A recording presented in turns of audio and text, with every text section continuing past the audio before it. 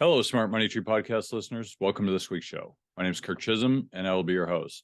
So today we're joined with David McDonough. How you doing today, David? Doing great. Great to be here. Great. Well, glad to have you on. So, David, tell us a bit about your background before we begin. Yeah, so I am the founder and CEO of a company called Common Stock. It's a social network for stocks and crypto. Basically, a platform that lets you link a brokerage and amplifies the best investors based on their performance and their insights. I took a circuitous route to get here. I graduated in 2008 into the first financial crisis, and I was actually planning on going to med school, but realized when the market collapsed that I probably needed to learn about the stock market. And so I started a small investment club with my friends. It was called Team America Recession Police. And we would meet every morning and talk about what stocks to buy, and just sort of probably dumb luck more than anything, became fascinated in how markets work, economics, the sort of the game of this open playing field of data and the ability to be rewarded for correctly predicting the future with a scoreboard built in, I thought was really fun. So I scrapped medical school and went to work at a VC firm, taught myself to code, went to work at Google. And when Coinbase and Robinhood started taking off in 2015, I saw the trend emerging of retail becoming a larger force. Wanted to build a platform that, and I know this is overused, democratized the knowledge of markets, not just access, and built a side project for my friends and I to banter all day about markets. That took off amongst my friends, and left Google full time to build that, and still building it, still early, but here we are. Nice. So what do you make of that trend of kind of the integration of social and markets? Yeah, it's fascinating. I knew that it was going to become a thing, but I vastly underestimated the scale. So I started Common Stock in 2017. Back then, Wall Street Bets was a sort of niche, small community, not well known, and there was this underlying current of interest and engagement, and certainly never predicted. I knew that as information liquidity started to increase, and these concepts where people were concentrating their attention in markets on specific stocks or concepts would add more volume and pressure to those assets. But what's been fascinating is to watch not just how this has blown up in retail, with the classic meme stocks. The originals, by the way, were like Kodak and Hertz. Those were, prior to GameStop, sort of miniature meme bubbles. But this concept doesn't just apply to retail investors. The same thing happens with professional investors. I was with my friends who work at mutual funds and big private equity firms this weekend, and the same thing happens with chat bots and crypto, and now it's AI, and surely there's value there. But the way that the internet works is it aggregates all the attention on very specific things that sort of, because of the algorithms, those become the trends that everybody focuses on. And that just drives all the attention to a very narrow nodes. And so it's an interesting concept. It's a perplexing problem where it's good to have all this, additional interest in markets. How do you weed through what is a trend or what is just like a general meme versus what has real enduring value? Because you can try to play these sort of pump and dumps or momentum things like a lot of crypto was. But if you don't time that perfectly, then you're obviously going to get burned, as a lot of people have. So I just think it's a really fascinating, almost sociological problem or unique change in how society works, that social networks drive all the attention to certain things. Yeah, so I mean, it's an interesting point. I wonder if that's a good or a bad thing, because it'd be one thing if they're driving all the attention to great companies that are a great value, but they're literally finding the most worthless piece of junk out there and just saying, hey, let's throw all our attention at it. And I know there's reasons for that, but to me, I just wonder if there's value there or if it's just a fun thing to do. Yeah, so I'm sort of two minds because I agree with you, and if I'm honest, I'd say I'm disappointed with some of the focus. And of course, when you think of self-directed investors in general, such a large and vast group with different approaches and mindsets, and there's one segment that's focused on the junk and just sort of having fun by propping those up, and it's sort of meaningless gambling and silly, and it can give the rest a bad name. And it's disappointing to see that behavior. But I also, if you zoom all the way out and look at sort of the long arc of people being more engaged with finances, I'm sort of torn on, is there some silver lining of good in general from markets becoming interesting and accessible and having, in the past, I was an exception. Most people wouldn't start thinking about their money or markets until they were deep into their 30s. And all of a sudden, over the past few years, we've got teenagers who know who Jay Powell is, who know the chairman of the Fed. And yeah, a lot of them will have gotten burned in small ways, either with crypto or NFTs or meme stocks. They will have gotten burned at a young age, which I think is kind of the best thing possible in the long term, because they've gotten their feet wet. They've got some exposure to, oh, wow, this, markets are a thing, right? The capital side of wealth creation is available. I clearly don't know anything about it, but I know that it exists. And so they're starting their journey 10 years earlier than they would have otherwise. So I think in the very long term, there's probably some good happening.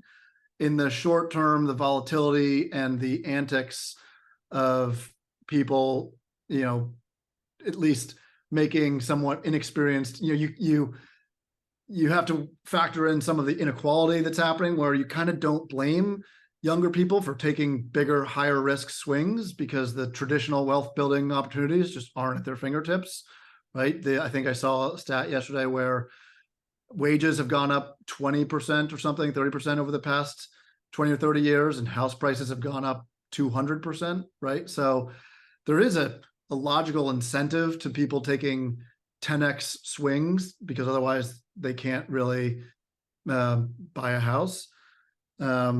So there's a lot of different factors at play. I wish that there's more responsible approaches taken by a group, but I then come back to, and I'm sorry for rambling here, I come back to how Warren Buffett started, right? He frequently talks about this, and it's been interesting to hear him kind of trash retail. But the way that he got started is he YOLO'd into something called Citi's Bank and Trust when he was 11 years old, because his dad was a stockbroker. And by YOLOing into that, it went down a ton. It was like a very powerful lesson for him. He eventually sold it for a slight gain, but that was what taught him the value of markets at the age of 11, right? And it's not about, it's not about how much money you have. It's about your time in market. And so I think getting people started earlier, even if they're getting started in the wrong way, my hope is that there's some sort of silver lining there, that people will get exposure and improve over time.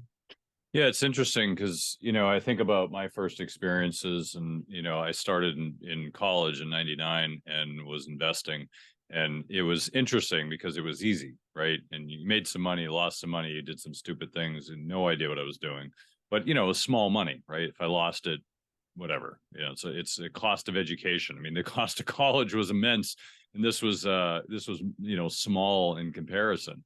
But I wonder, if you think about like an investor's first experience, if the first experience is bad, you either teach them a great lesson, which is great to learn early, or you totally, turn them off to investing because they're like, oh, this doesn't work. On the other hand, if they're successful, it's almost worse because you're creating a situation where they just think it's easy. So I think of like 2008, 9, 10, a whole generation of investors were turned off from the market because they said, well, Wall Street's just gaming the system. It's all corrupt. it's inside baseball. Everyone, you can't make money because the insiders, you had this kind of attitude back then, which is different now, but back then you turned off a whole bunch of people from investing. So kind of what have you seen with those big changes in trend in the market? Yeah, and that's a really, I think, a great way to look at it, the cost of education. To be specific, my first trade, I bought Citibank, just dumb luck and timing, right at the bottom, right? I was one of those people I didn't know anything. I had a small amount of cash. I think I bought like $1,000 worth of Citibank, the very bottom of 2008, 2009 for $1 a share, because I was like, well, this is all kind of a corrupt system. They're not going to let Citibank fail. So I might as well try to take some profit out of that. My investment went up 10x. I went from like 1,000 to 10,000. That was the most. I didn't come from a ton of money, and I was like, "This is wow! This is richer than I've ever been. This is crazy. I could retire." It feels like. Of course, I then sold it like a year later, and if I held on to it, right, learned the powerful lesson that it would be up a multiple of that, an order of magnitude, and so it's one of those things where I feel like no matter when you start, you're gonna get burned. You're gonna have wins, and that's a really interesting thought, because for me, I spent $1,000 to learn about markets, just get my feet wet, and that was well worth the cost of admission. I think about the people who started in 2018, 2019, they got to experience the tail end of a 12-year boom run. So they had some early success. They started playing around with options in reckless ways. They probably also then learned quickly that, oh, if you treat it like a casino, you're probably going to end up losing like it's a casino. And maybe it adds some rationality. And the other part that I think is really interesting that I've taken away from the past few years is human nature just is undefeated, right? Like these super cycles, these 8 to 12-year cycles, it's never this time it's different. It is literally always the same, right? You having been through 2000, then in 08, 09, and now this, right? I have like made notes to myself that when you start seeing these signs, and the signs were all there, right? You just know, okay, we're at the top, we're at the tail end of a boom economy. This is just how cycles work. It's time to be rational and logical. And then when things drop down to the bottom where they are now, or hopefully close to it, then it's time. That's where wealth gets made. That's where you really make the money. So my hope is that a lot of people take away from that irrational exuberance is never something that lasts. Like it's literally a tale as old as time. You can look at the data, and using that to your advantage and understanding that that's how human nature and markets work on repeat and have for the past basically 100 years. It never doesn't change. My hope is that that's what people really learn and take away from the past few years. So one question kind of comes to mind because, when you talk about, experiences where people can learn from, right? So you can learn a lot from Warren Buffett. Now, maybe your investor psychology is not the same as his, so maybe it's a bad lesson. But some of the lessons he teaches, or at least people take away from it, are very valuable. So I guess one thing I wonder is you have this kind of meme stock craze in the last few years, and people are learning from each other, but the lessons they're learning on are always great, right? Like if you got a bunch of 10-year-olds sitting in a room and you're like, all right, drive this car, they're not going to learn anything because there's no one there to teach them. So I guess I wonder, when you have kind of this social gathering of, misfits and financial novices, what lessons are being learned here? Or are they good lessons? Yeah, so this is one of the most interesting to me paradoxes of today's sort of modern internet. And I have a few different theories. This is actually the reason why I started Common Stock originally was because I taught myself on the internet and with my friends, right? That's how I learned about markets. And you have to wade through such an enormous amount of bullshit and snake oil salesmen and grifters just to get anything that's even resembling intelligent insights. And even then it's hard to discern like what's for me, what's not for me, right? And I wouldn't even say that we've solved this problem. One of the interesting challenges in building common stock from at an earlier stage was the people who were, we had a lot of beginners, a lot of intro investors and people who are, in their teens and early 20s talking about how to navigate recessions and how to like invest. And they've been doing it for a year, and it takes years of experience to understand any of this. So like kind of is the blind leading the blind. And so we built these algorithms and these tools to incentivize and amplify the people who have more experience and kind of downplay the people whose accounts have been open for less time. And that's still something that's evolving. I actually think what's fascinating is when you think through, this is not just something that applies to investing and the Wall Street betsification of different forums, but this is not a commentary on this age group.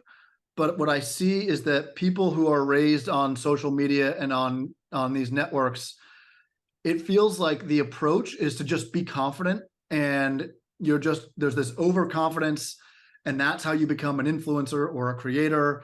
You don't have to actually know the subject. You don't have to have experience or domain expertise. You just have to be confident, and it rewards confidence, even if it's wildly inaccurate, right? And there's somebody I saw on TikTok, I might add. much like life. Like that's the kind of the problem, is that this is just like, oh shit, this is just the way the world works. Is the more confident you are, it's more important how confident you are versus how knowledgeable and accurate you are. Well, that's kind of disappointing. And so there was a TikTok the other day that was somebody outraged about how endowments work, that it was like they were a scam. And like, we can set aside that entire thing, but there was just a deep misunderstanding of how endowments work to create ongoing money for charities or schools, for example, right? And I'm sure there's a discussion to be had there, but it was just this person had hundreds of thousands of followers, and I was like, this is remarkably ill-informed, and at the comments were all like, this is a scam. We need to burn down endowments. We need to burn down charitable trusts and all these things. Like, yeah, there's sunshine, there's conversations to be had there, but you're completely missing the point of how these operate.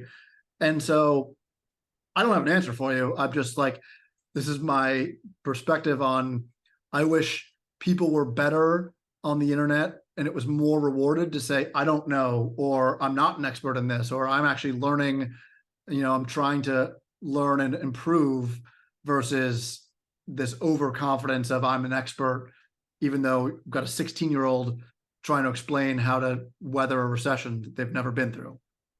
So, I mean, one thing that certainly happens a lot on the internet and in life is people seek out echo chambers, right? They seek out opinions that mirror their own. They don't seek to learn and to challenge their own views. They seek to mirror their views because it makes them feel good. It makes them feel like they're right. And certainly I've learned a lot over the years from investing. And one thing is, no one's right? You're right, you're wrong any given day. There's no single best strategy. There are a lot of wrong strategies, but there's no single best. Warren Buffett, Carl Icahn, David Einhorn, Seth Claren, like they're all different, and they're all really successful. Warren Buffett, you could argue over time is probably the most successful, but George Soros is successful too, but his strategy is drastically different from Buffett. So, I think what's interesting is that, the echo chamber effect, and is it really a good thing? Like, is there some way to change that, or is that just the way it's going to be? Is that just human nature revealing itself on the internet? Well, yeah, and I couldn't agree more. And I think exactly what you pointed out, the internet in its current form, and you have to also remember, I think we are kind of 10, maybe 15 years into this internet social media experience. Like that's pretty much it, right? The iPhone is, 12 years old, but I totally agree with you that we have these echo chambers and tribalism. The internet is just remarkably bad at nuance and discussion and being like, yeah, Buffett's great. Einhorn also great. Elliott Management, Soros, Ackman, like they all have very different strategies to different levels. Like they're all very successful. We're speaking their names now. I'll use an example that has nothing to do with investing, but is sort of topical. The Harry and Meghan situation is a good polarizing for probably this audience, where it is remarkable how split. And if you go on, Twitter and Instagram and TikTok and try to study the comments, it's just these two different tribes, all like they're either the devil incarnate or they're the best people on earth. And like, why can't it just be a general right down the middle? Yeah, the Harry and Meghan did some things that they probably should have done differently. The royal family, the British media. I know this has nothing to do with your audience, but it just is another example of like the lack of nuance. And so when I bring it back to investing, I wish we could I think we will get there. And I think humanity is starting to realize that the algorithms are designed to split us into these extreme camps. It's really happening with politics in America on both sides. It just drives this wedge of tribalism to the extremes, versus the thing that I think is crazy is that the vast majority of at least Americans and investors and people are just kind of right down the middle, right? We have way more in common, but that doesn't come through on the internet, because the things that get amplified are the extreme hot takes and the controversial things that, like, Warren Buffett's an idiot or Warren Buffett's the best ever, versus like, Warren Buffett's great. Some other people are great too. Here's the nuances of that discussion. That's what we're trying to build into Common Stock, is more of a place that amplifies nuance, but even that's hard to do. And I'm not saying that we've accomplished that yet. And so that's where I hope the internet evolves. And I hope that the listeners, users of social networks start to realize, like, actually, I don't need to jump in and dunk on this person, or, there's probably two sides to this. It's probably not as extreme. It's probably right down the middle, that, like, let's discuss different tactics that work for different investors and traders, right? Some people trade high frequency, highly volatile assets. Some people trade T-bills and bonds, and there's no right or wrong. It's just, these are different approaches that people are taking with different risk tolerances, and that's okay. Yeah. So, what would you suggest as a way to facilitate that? Because, I think about it, like the internet has some big problems. And one of the big problems is you don't know the people on the other end. You can dunk on them all you want, and who cares? Because they're not going to punch you in the face. If you and I were sitting in a room with 10 people and you start dunking on me, I'd probably punch you in the face, right? Like, there's a social etiquette that has evolved over time that allows people to be polite to each other. Because if you don't, back in the old day, you used to have duels, right? You offend somebody and they throw down the gauntlet and they shoot you at dawn. Like, there's a reason people are polite. It's because, you don't want to get into those situations. But with the internet, you don't have that. There's no way to resolve that in a meaningful way. So people say, well, there's no repercussions, so I'm just going to be a jerk about it because I can, and because it's fun in the moment, and who cares because I don't know this person. And so I guess the question is how do you put together boundaries or facilitate the right kind of social community in your community that is going to be different rather than just people just, dunking on each other? Yeah. And I, by the way, agree with, like, it's kind of wild, right? And part of it is that, and I feel fortunate to have grown up, at least, partially pre-internet, where you have to interact with people in human physical life in the real world. I've been punched in the face. I think it's actually healthy for kids to get experience when they're really young, outside their comfort zone, or different people, different perspectives, push the boundaries and get punched in the face, and realize as like a 12-year-old, I probably shouldn't be disrespectful because I'm going to get punched in the face. I'm never going to do that again. And like, that's kind of a powerful lesson. And I think that is, parents probably isolate their kids more and keep them away from anything that could, like, scraping their knee or getting hurt and interacting with people that they don't want their kids interacting with, which ends up setting them up for failure. Because then if you're raised on the internet where you don't have that potential, then, as you said, right, this is just another person behind a keyboard. There's no repercussion for being a bully or mean or just being a jerk.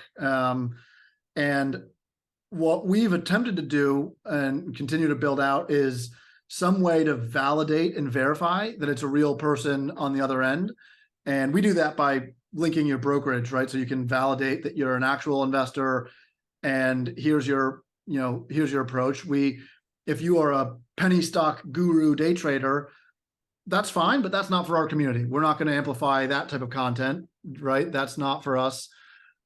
We also know that if you are, because of the linking of brokerage, and we're going to amplify those people, you're probably not going to be as much of an asshole, because we have your profile. You can be a pseudonym, but you're linked to that brokerage account. And if you're an asshole to the community, it's very easy for us to ban not just your pseudonym, but that brokerage account. And so that's where we're starting, is just a meta layer of verification and trust to really promote a high quality, high discourse community over, shit posts and dunking. It's a work in progress.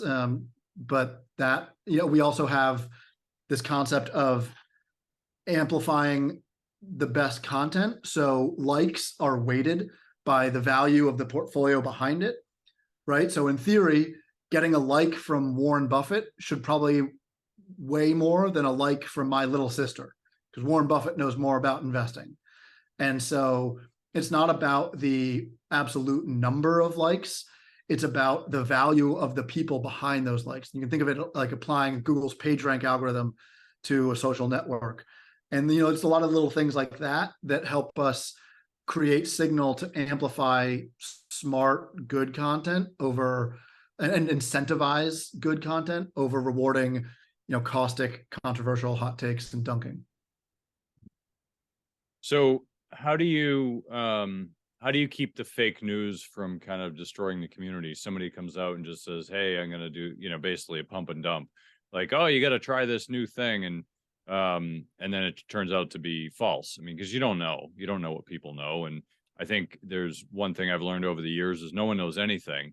And the people who have the hottest tip probably know the least, but yet it's the most appealing to people because it sounds great. Like, oh, I just talked to so-and-so and he's cousin's brother's former roommate of the CEO of this company, and it's going to go to the moon.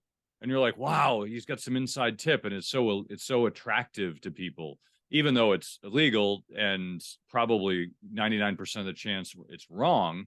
Because it's funny, everyone has a tip, and none of them ever pan out. Because I always track them. Like, I don't invest in them because I A, it's illegal, and B, I just track them for fun. I don't think I've ever had one that was correct. Like, everyone I've heard always turns out to be incorrect. It's just fake news, if you will. So how do you protect against something like that? Yeah, and it's funny, having seen so many of those, in the other forums on Twitter and Reddit, if you are constantly coming out with these hot tips and you put your money where your mouth is, and you link your brokerage account, your Robinhood or your E-Trade Fidelity, and you have a track record of being right? If you can demonstrate over a long period of time that your hot tips are right, then we will probably amplify you, because it seems like you're actually remarkably good at your job. The thing that I've found interesting is the people who have hot get rich quick tips like that, or inside information, as you said, they're never right? And it becomes very clear very quickly that they have no clue what they're talking about, and it's just like a pump and dump scam. And so those are actually the easiest to weed out or suppress in the content in the community, because either they're not going to link their brokerage and prove that they're any good at this, and in that case, we're just going to say, like, yeah, you don't get any reach. You're free to create. You don't have to link a brokerage, but we're not going to amplify you unless you can prove that you know what you're talking about. And what we found is that generally the people who outperform the market or in the top quartile over a long period of time, they're not the ones being like, oh, I got a hot tip on XYZ penny stock or company, or pump and dump, join this pump, right? And the wild part of all this is that the community has started to sort of self-enforce and reject those people because they don't want it either. Like there's a place for that, and they're in the seedy corners of the internet. Most people don't want that because they've now realized like, oh, you're full of shit, right? Like I don't want to hear about the next NFT shitcoin pump and dump. Stop it, like leave. And they start to, downvote or report or flag those people, and we get rid of them. And so by creating a cultural norm in the community that unless you are like the Warren Buffett of hot takes over years, and you can validate through your brokerage that you're putting your money where your mouth is and that you've been correct, the community is just going to reject you, like the body rejecting a virus. And that's sort of the goal, at least. So, all right. So if I'm looking at, the future here, what does the future hold for kind of the conversion of social and investing? Like, we kind of have an idea of what it looks like now, but what does it look like 5-10 years down the road? Is this a trend that you just have a certain new segment of the population that is interested in this, or is this going to grow? Because this doesn't appeal to me as a Generation X. It's just not how I was raised. So to me, it's just more of a fad. But the younger generation obviously is different. So how do you see this in the next 5 or 10 years? Where's this trend going? Yeah, my hope is that we come back, we arrive at some level of sanity and normal discourse and social sort of community that you could replicate, at the water cooler or with a group of friends, right? Something like that, right? We just had this mania hysteria over the past 2 years, which saw this explosion of social investing, and I almost think to a fault, right, to the detriment of the concept. And then we had a crash that brought it back down to earth, because that's what happens after any mania or hysteria, right? Predictably, when you see something go up in a straight line, the only guarantee is that thing's coming right back down to earth at some point. And so my hope is that we level out at something more rational and reasonable.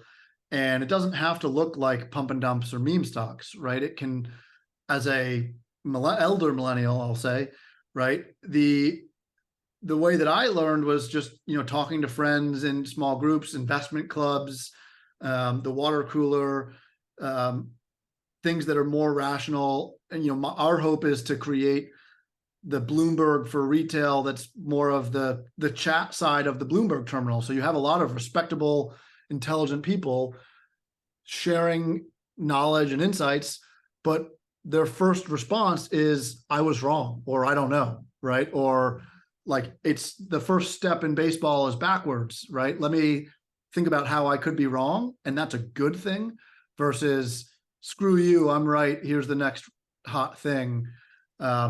That's my aspiration, is we get a very productive, intelligent online community that is collaborative and rational and real, and can still be entertaining. There can still be memes and jokes, because that's fun and funny. It doesn't have to be super serious all the time, but it's not this sort of crazy mania of the past few years.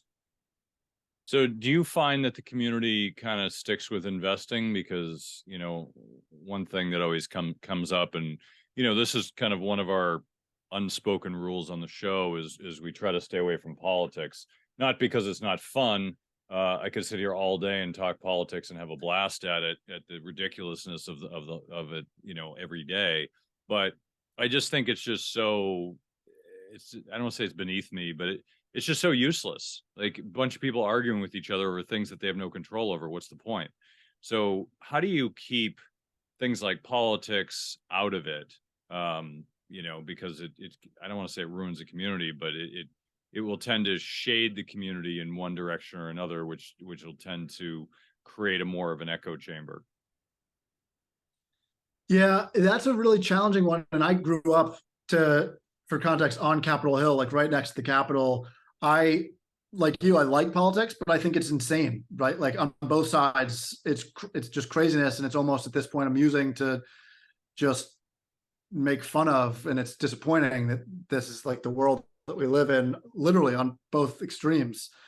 And I was expecting political discourse to be a bigger issue in the community. So far, it hasn't, because most people don't want to deal with, like, they just don't want to talk about politics. They want to talk about markets and business, because it is useless to talk about politics and that tribalism. And they want to talk about politics in the context of, the Fed and taxes and rates, and have like an intellectual discourse on, right, pro-regulation, anti-regulation. I think that kind of politics is actually sort of interesting, talking about the rational approaches to what creates a good economy. I wish that that's where we focused, right? It has nothing to do with the cultural issues that people talk about in politics that seem to dominate the discourse. No one really wants to talk about that, and it is kind of irrelevant. When it comes to markets, it's like, what's the right level of regulation? Is there too little, too much? So that kind of politics, I think, is okay, but like in a respectful way, and avoiding the tribalism. And then, as to your point, longer term, unlike politics, money in the market is something that people actually have a literal vested interest in over time, and they can control, and it can go up.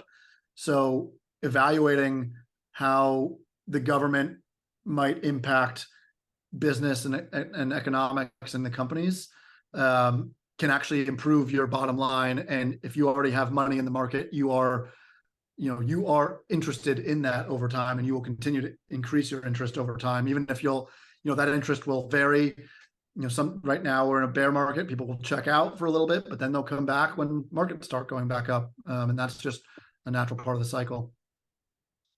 So in the interest of time, I had a few more questions, and I appreciate your responses. It's really interesting.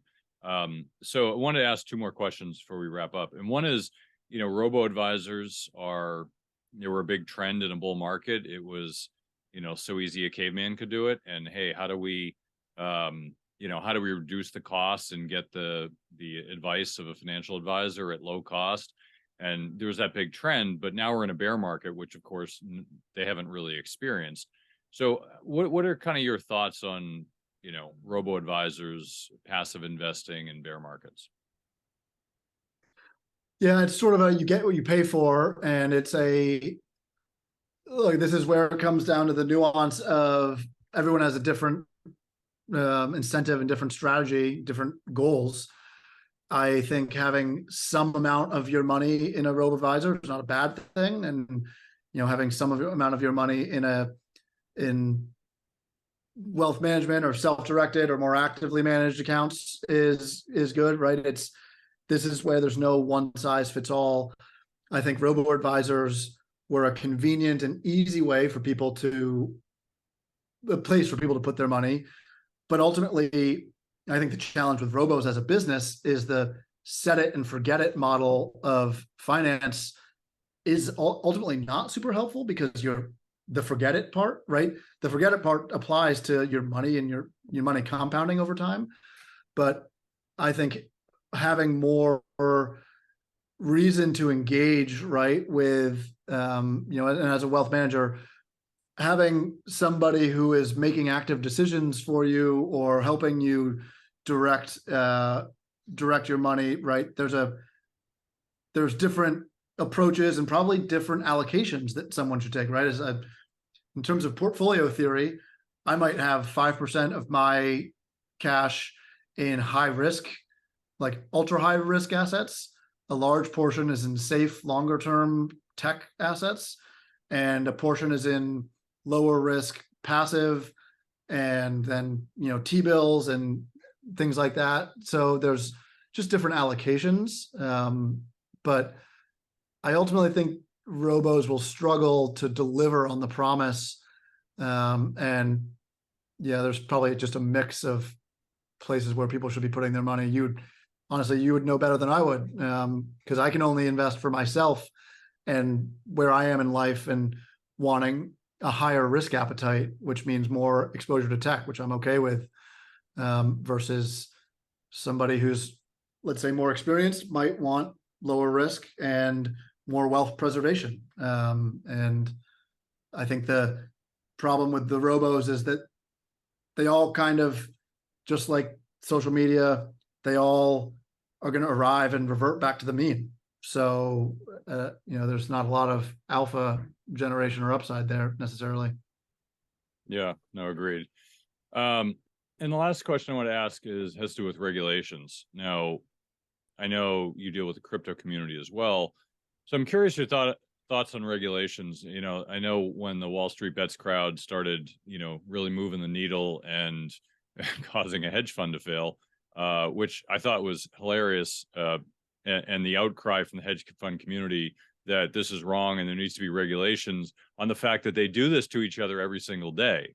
They just don't like the fact that retail investors did that to them, but they're all sharks swimming in the pool. And if they get an inch, they'll take the whole thing. And so to me, I laugh at the idea of these guys wanting regulation when, this is no different than any other instrument. However, there was a cry from that, and they do have a lot of money. So, where do you think regulations go, if at all, towards this democratization or social media of investing?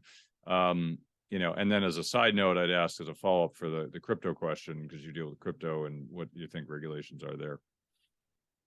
Yeah, I thought that was objectively one of the most fascinating and hilarious complaints and situations ever. Hedge funds complaining that retail, like hedge fund managers, for as long as there's been television, have gone on CNBC and talked their book and tried to influence their own accounts. Like, that's just how the game is played. And you guys have tried to shut each other down.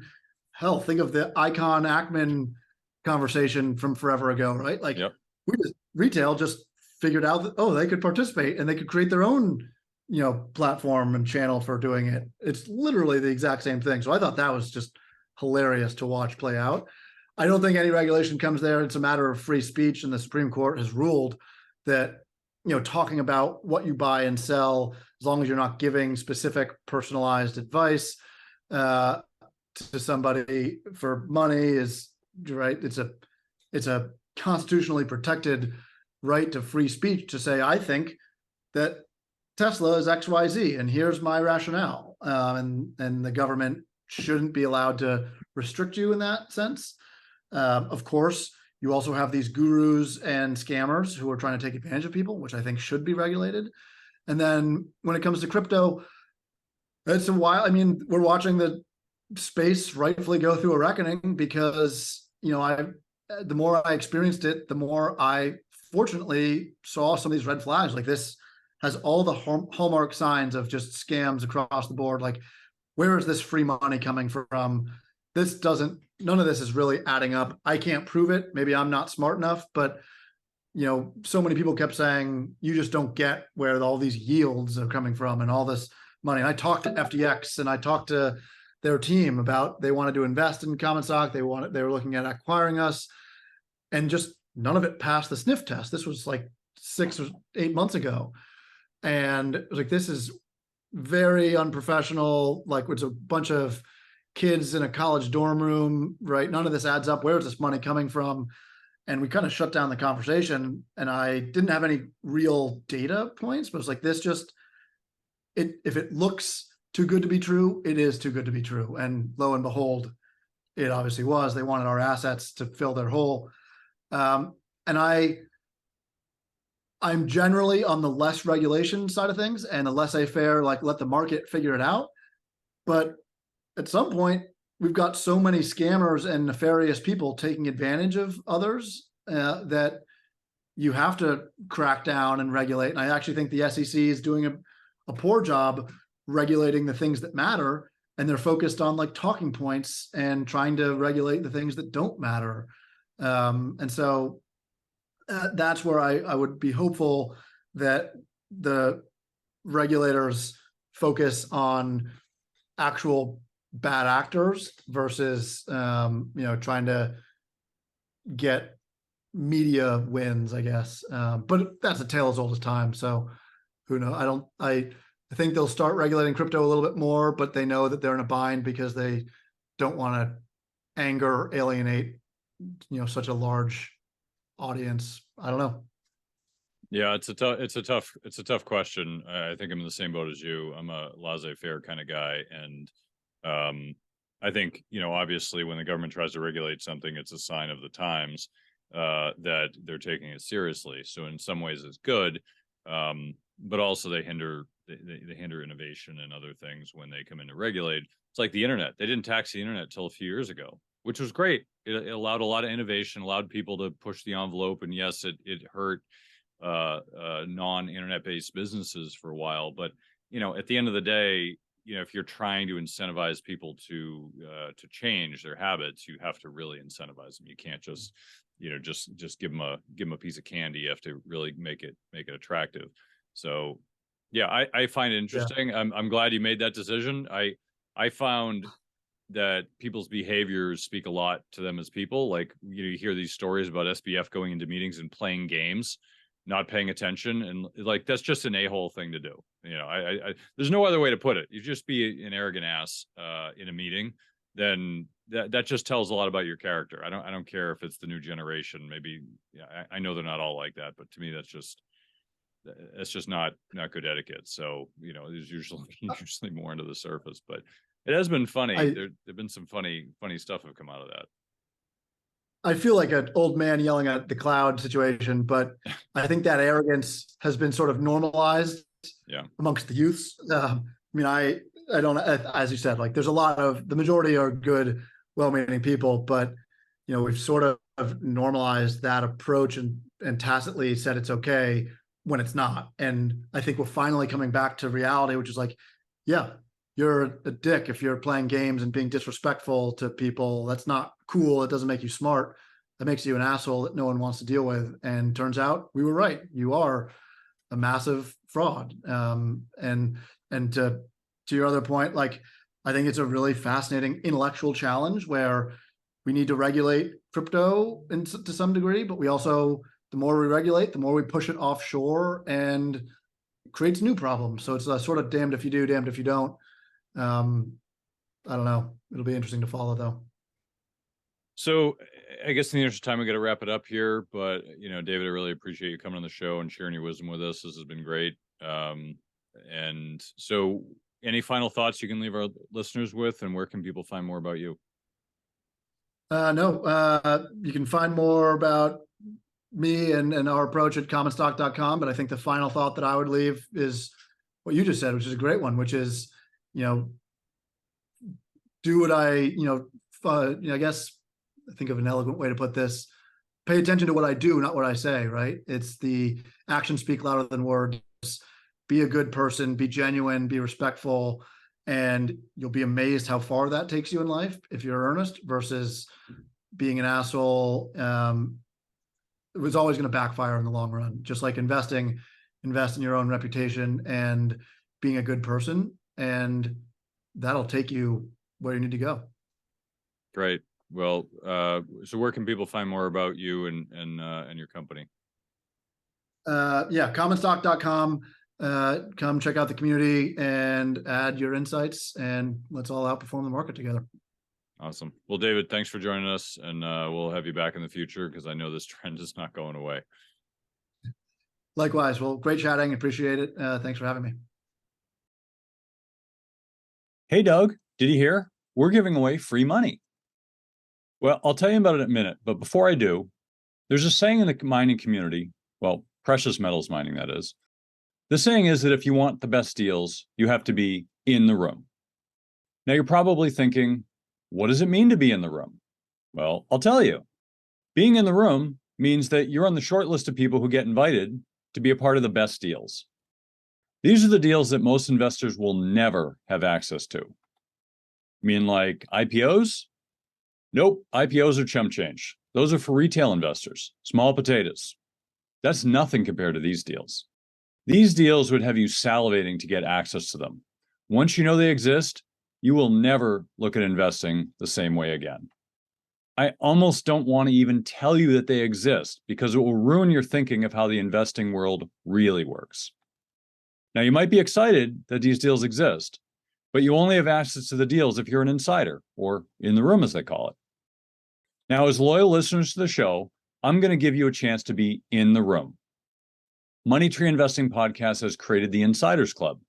This is a community of our show's members who are loyal listeners of the show and want to get more out of their investing experience. Being a part of the Insiders Club gives you insider status for upcoming events and webinars, discounts, free stuff and books, and influence on the future direction of the show. This is a great opportunity to join us as we expand our content and services. Oh, and did I mention free money? Yes, in the next few weeks, I'll be giving away free money to our members of the Insiders Club as my appreciation for listening to the show. Now, there's no cost to join the Insiders Club. Just go to moneytreepodcast.com/free money today to join the community.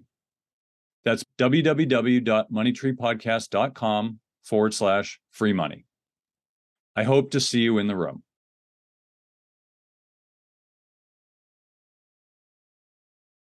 All right, well, that was a great interview with David McDonough. Now we're into the panel portion of the show. We have our very own Barb Friedberg. Hey, Barb. Hello, happy to be here. Happy to have you. We also have our very own Megan Gorman. Hey, Megan. Hi, how you doing today, Kirk? Doing great. Doing great. Well, let's dive right in. So Barb, what were some of your takeaways from the interview? I found the interview fascinating. I thought the fact that David created a social platform where you can talk stocks, but you also have to verify your assets by linking your account. I thought that was pretty interesting. That said, you cannot judge someone by their 1-year returns. And following other people is fraught with risk. So the main takeaway that I had about investing from this interview was you need to know the basics. You need to understand what drives a company's returns. And unless you are going to be a day trader or a short-term trader, which has tons of risk and very few people are successful at that endeavor, then there's really a right way to invest. It's not the same for everyone, but you can't go in and just listen to somebody who's had a terrific 1-year return and go, oh, I'll just follow this guy. But you have to take the time to go on reputable websites like Investopedia, like Vanguard, Schwab, where you can really trust that the writing and the information is credible and you can learn about how to evaluate a stock, how to invest, what risks to watch out for. Yeah, I totally agree, Barb. Megan, what were some of your takeaways? Yeah, I mean, first of all, I think one of the things is, we've covered a lot of on the panel portion of the show, some of the sort of the best practices in investing. And I think Barb is hitting on something that I think is really important about who you listen to. And we've talked a lot, and I know I mentioned a lot, the investment policy statement or the mandate that you should have for your portfolio in writing. And I think in that mandate, it is important to think about where you're getting your data from. And maybe you make decisions that you're not going to get your data from a TV show or a website, but you're going to stick to things like Morningstar, right? Where you can really verify data. Or as Barb points out, Investopedia does a really great job on defining financial terms. But a lot of times the best investing is as boring as paint drying. I mean, I literally sat in a meeting yesterday with new clients and we talked about the fact that, look, it's going to be incredibly boring, but also having very much control over whose voices you're going to let in your head. And that's because, and we've gotten better at this as a community, but behavioral, finance really wants you to avoid patterns of irrationality, of, inconsistency, of not listening to the right people. So having consistency in where you get your data is incredibly important. Yeah, no, I agree. I think those are all points we can dive into each of them. I know one point I wanted to make here, which I think is really important, and we were playing around this on the platform, on the Comstock platform a little bit before, and I think one of the things that is interesting in both in a good and bad way is the concept of gamification. So gamification is something that pretty much any technology company worth their salt includes in their platform. And they try to make it such so that they get you involved, right? They want you to participate. They want you engaged, and they want to find ways to keep you interested. So I think, this obviously does a good job at that. But one of the challenges is when you gamify it, you potentially incentivize the wrong behavior. So if we think about that, let's say, I know we brought a guy in the show, won the world championship of trading like 2 years ago. I think he made I forget what it was, like 500% returns. Well, you might see this guy and say, hey, I'm just going to do what he does. Obviously, he's smart, right? Or if you look on this platform and say, hey, somebody's up 100% or a few 100%, I'm going to do what they're doing. Yeah, but you're not that person. And the psychology of investing may be different for that person than it is for you. I'm not Warren Buffett. If I try to invest like him, I'm going to fail because I'm not wired like him. I'm also not wired like a squirrel on crack, like some of these day traders that trade 20 times in a day. I'm not wired that way either. I need to find my own path. So Barb, in your experience, and you've seen a lot and you've come across a lot of people, what do you see as like a successful way to kind of bridge that for people? One thing to be aware of is that short-term investing success is comprised of two things. One is luck. You can't, as in the short term, you cannot ignore the fact that luck plays a role. The second is skill. Over the long term, skill will take a much bigger role in investing. And I think the problem with many of these platforms today, first of all, I loved what you said about gamification, because investing is not a game. Unless you think having money for your future, which is really why most of us invest, is so we can take the dollars that we earn at our job today, spread it out throughout our lifetime so that we can live a comfortable life, not only now when we're earning, but later when we're not. So that's the basic premise of investing. So I lost my train of thought. What was I talking about? Okay. Gamification, Barb. Yes, gamification. You just lost that round. Yes, I lost all my hearts and gems, and now I'm back to square one. So if you want to be a successful investor, not to win the 3-month competition or the 1-year competition, but to win the decades-long journey of wealth building, which is what most of us want, then you have to understand the likelihood of returns. For the past 100 years, and this is probably not news to anyone who's listened to this podcast before, the average stock market return has been about 9% on average per year. Now, that's pretty damn good, because with dividends reinvested, if you earn an average of 10% a year, your money's going to double in 7.2 years. So you keep that up over, how many decades? 5 decades, you're going to compound your wealth really, really nicely. If you meet someone who says 9% a year, that's crap. What do I want to invest for such a paltry return? I can get 15, I can get 20, I can get 30. You might in 1 year. But I think the number of people who get over that percent per year for many years is few and far between. There's not a lot of them.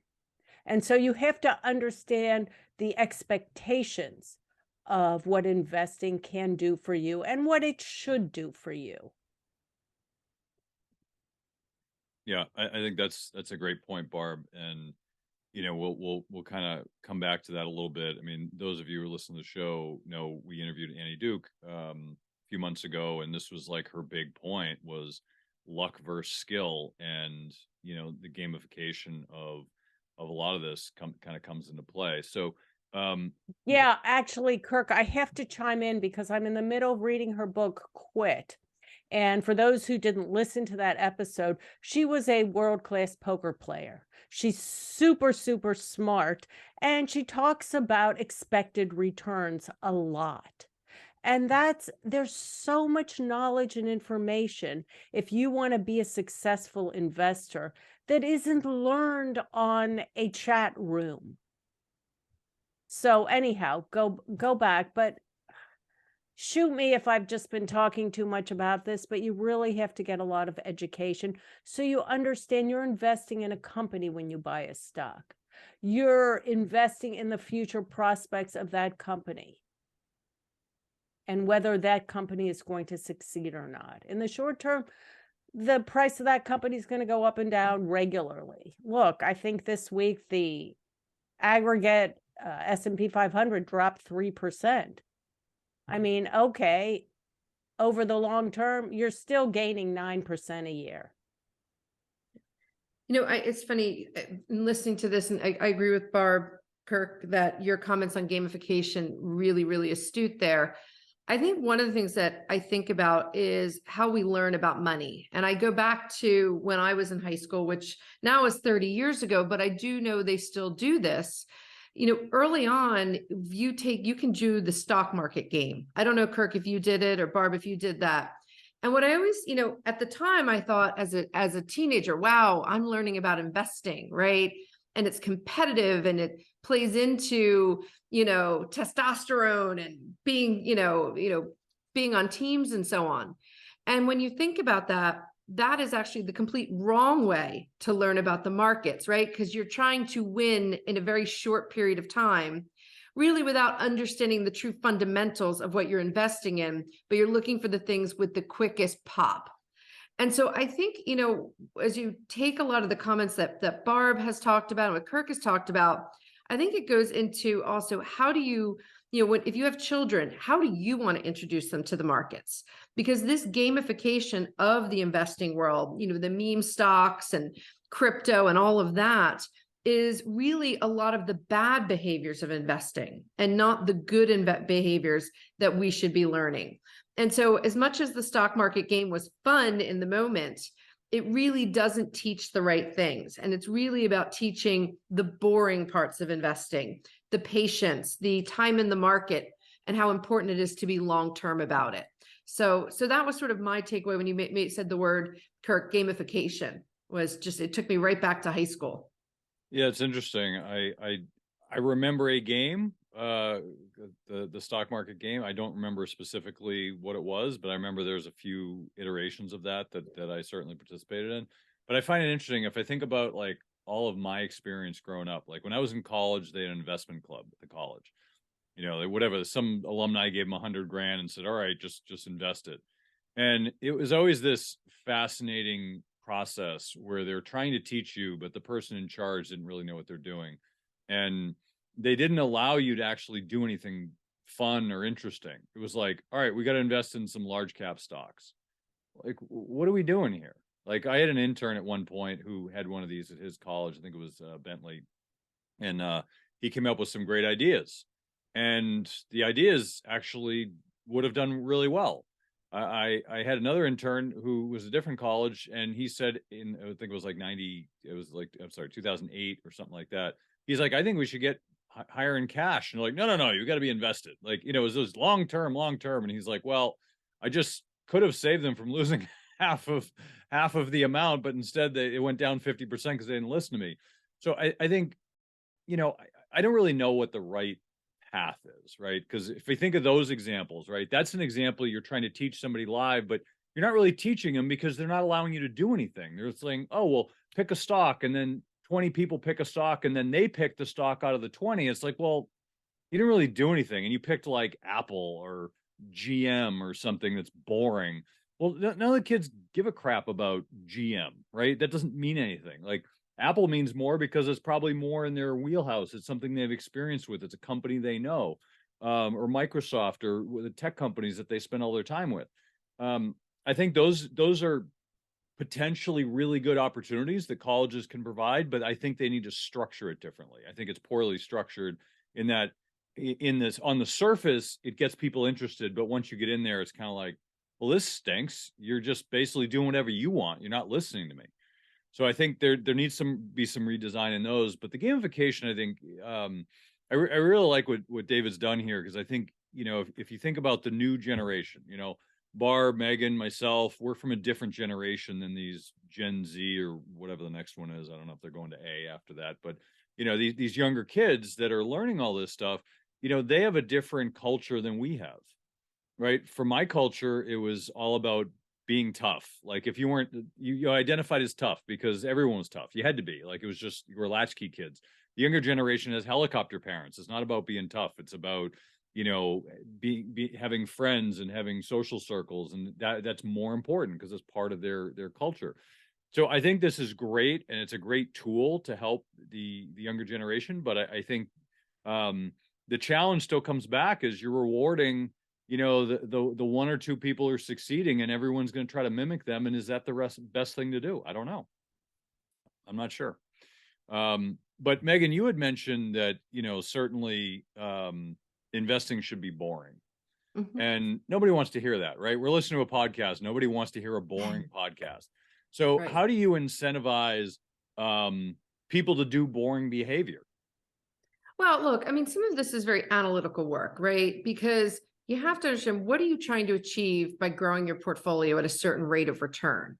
And so I find, what we're focused on is building out models so that they understand how they can get to retirement and having a consistent rate of return in those models, right? So if we say, look, in our model for a long-term cash flow, we're using a 6% annualized rate of return, right? And then over the years, as we manage the portfolio, we see that the portfolio is doing better than 6%, then that makes the long-term cash flow great. We see it's doing worse than 6%, then clearly our models aren't working in terms of getting someone from point A to point B.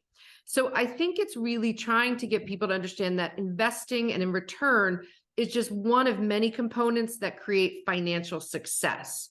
Now, I say this, but a lot of my clients go to diversification after they have a big wealth moment, whether they're a corporate executive with a very large single stock position, whether they're an entrepreneur who's sold a business, whether they're a venture capitalist who's had some sort of liquidity event. All of those things is taking something from a very high standard deviation or risk and moving into something which is a much more controlled pattern of risk. So I think it's more about trying to put things in context for people. And look, it's never going to be sexy at a cocktail party to say, oh, I'm annualizing on target at 6.2%. Everybody wants to talk about the high highs and the low lows. That's the sexy talk. But if you think about it and you think about where things go horribly wrong with booms and busts, it's those types of stories. It's the Madoff stories. It's what's happened over the past 12 months in the crypto world, right? It's people who took advantage of what they saw were booms and then are now dealing with the busts. And so that's sort of, if you ask people truly, do you want to be whipped around like that all the time in your portfolio and your return? Most people are pragmatic and want to focus on other things in life. And they'll say, no, I would rather have a steady rate of return. Yeah, it's interesting. I think you have to really dig in, from what you're saying, into people's psychology to say, yeah, I'd rather have a 6% return. I think you have to do a lot of conversations to get there, because I think a lot of people, that's like second level thinking to get people to get there, right? Because first level is like, hey, I just want 15%, right? I mean, who doesn't want 15% a year? I want 15%, sign me up. And and I think one of the challenges that we have as advisors, as well as experts in Barb's case, is trying to bridge the gap between interesting and the right approach, right? Because in our industry, and I want to bridge this gap by just making another point too, because most people, most advisors, I shouldn't say that, not most advisors, most of the industry teaches at a very basic level, fundamental investing is the right approach. I don't know if it's the right or wrong approach. I know people that are very, very successful doing technical approaches. I mean, the turtle traders are technical. Like there's a whole bunch of people who do technical trading and they're really good at it, better than the fundamental guys. I don't know what's right or wrong, but I'm sure that if I tried to do one and it wasn't wired for me, I would probably fail miserably. Whereas doing the other one would probably be more successful. So I think finding, this is what we talk about on the show a lot, is finding your own investor psychology, finding the psychology that works best for you.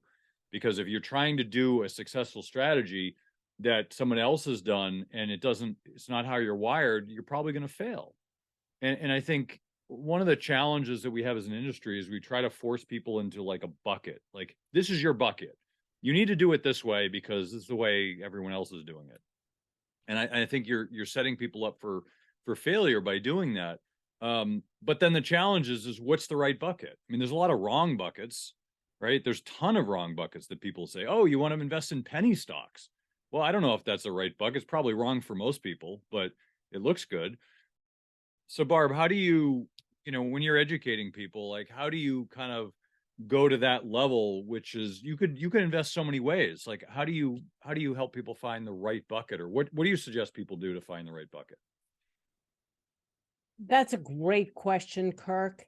And I think what it revolves around is understand yourself. What do you want to do?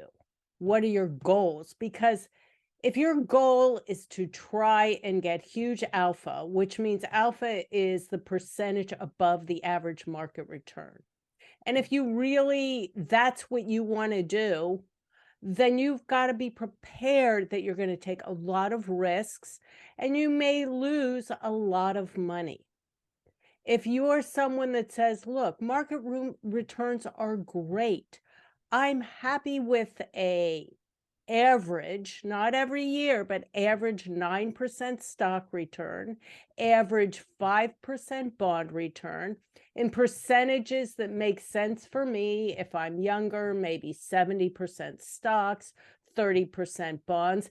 That's going to get me where I go. Well, that person is just going to take a solid index fund investing approach. They might go with a robo-advisor. Market matching returns are fine for most people. But if you're of the ilk that you like trading, you want to learn to beat the markets, and some people do.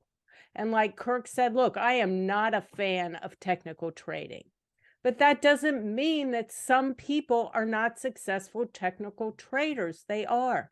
There's a learning curve for every approach that you take. And I'm not going to tell you what's right or wrong, but what I'm going to say is you need to understand the likelihood of success and failure. And every strain of investor is going to have losses. That is a given. Just look at 2022. I don't know anyone that didn't experience a loss, but the degree of loss depended on how your asset allocation was. If you're 100% in cash, the only thing you lost was purchasing power due to inflation. If you had a greater cash allocation, you had better returns in 2022. So, like Megan says all of the time, define the kind of investor you want to be. And if you're listening and you're going, well, I kind of like the idea of just matching the market, that sounds great, but I also like the fun of maybe trying to pick winners. How do you reconcile that? Well, there's a wonderful way to do that. Do 95% of your investment dollars in just boring index funds in a mix that aligns with your time horizon, your risk tolerance. If you've got 40 years to invest, look, put 80% in the stock market, 20% in bonds. But then take 5% out. Okay, I know that equals 105. So, subtract the requisite percentages from each category. Take 5% of your investable portfolio and do whatever the heck you want with it. If you lose everything, so be it. but you're going to have your fun, and you're also going to have the security of the likelihood of meeting market matching returns over the long haul. Barb, I'm going to have you do my accounting. You just made magically a 5% appear out of nowhere. You're hired. I know. I've got to go back and redo those numbers. It's all good. It's all good. Yeah. We're live here, so it's all good. Yeah. I did not calculate that just right, but It's all good. It's all good. So Megan, when you're talking with clients, and I know last year was a weird year because, diversification is kind of the rule of thumb for Wall Street and for portfolio managers and advisors alike. And I think there's obviously a good reason for that. But last year was one of those unique years where it didn't work, right? Everything was down. It didn't matter what you were in. It was down by a lot, except for cash. And energy. And energy and oil. Right. Yeah. That's But a by hard. the way, that was only for the past 2 years. Energy and oil weren't a great place to be in before the last 2 years. Right. So you had certain pockets that were doing fine, and certainly I think gold did okay. But I think in general, a diversified approach didn't help last year. And I think just putting all your money in energy is probably not a good idea either. But diversification didn't work, but that's a rarity. So how do people deal with the fact that, let's say it's 2021 and you're going to 2022 and it's going to be a bad year. Like, how do you deal with that? Like, just coming off a year like that and you're trying to tell people they should diversify, it's a hard conversation to have. So how do you have those conversations? Yeah, look, I mean, first of all, this has not been a fun market to be in for anyone. But I think it's about setting client expectations appropriately and keeping people focused on the long term. Look, 2022 was one of 3 years. I think the other two were in 1929 and 1970, where both stocks and bonds were down. But over the long term, diversification works, right? And so a lot of it is, and look, I'm very lucky because I am working with a group of clients who are, high net worth, who are often running major corporations. So they are looking at data points the same way that we present them. But a lot of it is looking at economic data and trying to understand what it's telling us, right? So, look, a lot of what we're talking to clients about right now is, so far this year, markets have been in positive territory. In fact, it's been an everything, everywhere, all at once rally, particularly in non-US, right? The overseas markets have done incredibly well, but there's a lot of pitfalls out there. And so we are advising that it will be continued volatility. And that's what the expectation should be.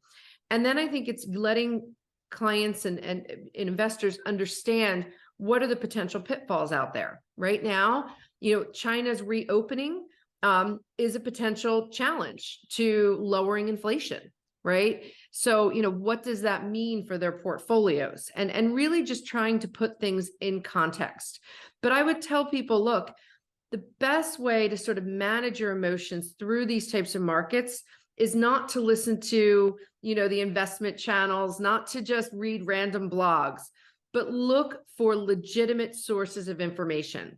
And I find that a lot of economists provide data charts that are incredibly valuable. Even if you're day trading on Schwab or you're investing at Fidelity, you can often download their economic reports and look through the data to try to really, truly understand what's going on. But I will say one of the values that an advisor brings is the ability to sift through the data and understand thematically what the story is that is going on right now. And so that's where I think it's really important, is just understanding all those pieces. Okay, great. Well, appreciate that, Megan. And in the interest of time, we're going to wrap it up here. But Barb, kind of final thoughts from you, and I'd love to just kind of plant the seed as we kind of wrap it up here. Is we think about like a lot of what David is trying to do is democratize the knowledge of markets, and I think one of the challenges is the knowledge is never uniform, and not only is it not uniform, but there's also a lot of fake news out there, right? And on all sides, right? And it in finance is especially true because people are trying to drive a narrative. Oh, I have a large cap fund. Well, I'm trying to drive a narrative that large cap is the best place to be. There's a portfolio manager out there that is the whipping boy or girl in this case of tech stocks, and people are all over, and she's trying to come out there and talk about how her fund's great, and other people are just just basically dunking on her. But I think the question is like, who's right? So is there a uniform set of knowledge, or is it just a bunch of narratives and people have to sift through and try to figure it out themselves? So what are some final thoughts from you, Barb? Well, like research in any field, my husband's a psychologist. And so he's always reading about research for different types of treatments. There's not just one type of therapy. But what psychologists have done is they have determined that certain types of therapy are empirically supported. That means they have research behind them and they have proven to be successful in most of the time. Same way with investing. You want to go with a theory that has a style of investing that has some type of support behind it. Now, you might say, well, Barb, where do I find that? I'm not going through the investment journal research. No, that is like pretty high level and pretty boring. But there are places that you can gain information like AAII, American Association of Independent Investors, is a wonderful organization. It's a nonprofit, and they discuss all different styles of investing, and they're not selling anything. So you can learn a lot there. Megan said Morningstar is great. I have a paid subscription to Morningstar. I've had that for decades, and they are non-biased. And then, like I said, go to your investment companies that give you really high-level research. They have people that are really smart, that are not spouting the latest fad. So if you want to read, check who you're reading about and use them as your guide to gain your knowledge. And I have one final thought to say before I sign out, which is losses. If you are an investor, and I don't mean in cash, because the only way you are going to avoid a loss to your principal is by being 100% cash, but that will unlikely get you to your final goals. So if you are an investor in stocks or bonds or alternatives or anything else, understand losses are a part of that. But over the long term, your gains typically outwin your losses if you are following a smart strategy that has some underpinning of investment research. So I'm Barbara Friedberg. You can find me at Barbara Friedberg Personal Finance on YouTube and on RoboAdvisor Pros. Thanks for coming on, Barb. And one side point to that is, I think you mentioned Morningstar and a few others. I think one people should kind of keep in mind is back in my days when I was working at the Wirehouse at Payne Weber, I used to listen to a lot of analyst meetings. And what I found fascinating is you can read the report and you could probably have no idea, whether it's a good investment or not. But I used to actually watch these people talk. You could tell in 5 seconds whether they believed their thesis or not, whether they were just pitching it because they had to pitch it or whether they actually believed it. So, and actually, Kirk, I'm so glad you mentioned this, because when I was an active portfolio manager, that was part of my job, was to listen to earnings calls. They're public, they're announced. So if you own stock in ABC, hop on a call, listen to what the president is saying, listen to what the top people in the company are saying, and decide, is this a company you can get behind for the future? Yeah, totally. And I mean, there are companies you listen to the earnings calls and somebody will ask a really good question and the CEO will just trash them. You know, like, how could you ask me that question? And to me, that's a sign of like, all right, time to dump the stock. You know, if you're not willing to answer questions and trying to help the community, that's why you're there. So you learn a ton from those calls. Personally, I like seeing them in person because you can tell by their mannerisms of whether they believe it or not. But the point I'm trying to make is, like, you look at something like Morningstar as an example. I don't do a lot of mutual funds, so I don't, think highly of them or not. It's just not something I use. But one thing I've noticed is, I mean, Morningstar historically, their 2-star funds outperform their 5-star funds. You might say, well, they must be doing crappy work. No, it's not that they're doing crappy work. It's that what happens is 5-star funds are typically in favor, and 2-star funds are typically out of favor. So, and no one will tell you this, they certainly won't, but the reality is there might be a really good fund manager that's out of favor, and then his sector gets back in favor, and all of a sudden he's a rock star. And so I think what a lot of people do is they try to simplify their investing to like a number or a rating or something really simple, right? And so this company, like the common stock, you look at their website and people are like, oh, I made this kind of return. Well, who cares? What's your thesis? How did you make that return? What did you do to make that return? Those are actually really great questions you can ask to figure out whether it makes sense or not. Because if you just look at a number and be like, oh, it's a strong buy, it's a super strong buy, it's a 5-star rating or whatever it is, that's really irrelevant because one person just picked the number out of a hat or a rating and said, today it's going to be X. What's more valuable is, how did you come to that decision? Right. And this comes back to an Annie Duke concept where she talked about, I think it was Pete Carroll in one of her books, where she said, he made a decision and it was the right decision, but the outcome was the wrong outcome. Right. The outcome did not line up with the decision, but the decision was the right decision. And a lot of people judge the decision by the outcome. And that's a wrong way to think about things. Right. Because you could, let's say you're a poker player, right? And you do everything right. You could still not get the cards in your favor. That's why it's probability. And the same thing with investing. You could do everything right. And turns out the CEO was, I remember once HP, I was listening to a call and the CEO was, I don't know, stooping a stewardess somewhere. And so the stock dropped like 10%. I was like, that has nothing to do with the company, but you didn't know that, right? Nobody knew that. And then it came out. So the idea is like, how do you differentiate the decision from the outcome, and how do you look at the quality of the decision? Like, what are you looking at to make that decision? So this company, this common stock, it's a great platform, but you need to dig deeper into why. Why did that happen? How did that come about? And say, all right, I understand the decision-making process. It was a good decision-making process. Now I think I want to follow that person because I understand how they think and it aligns with what I think is appropriate.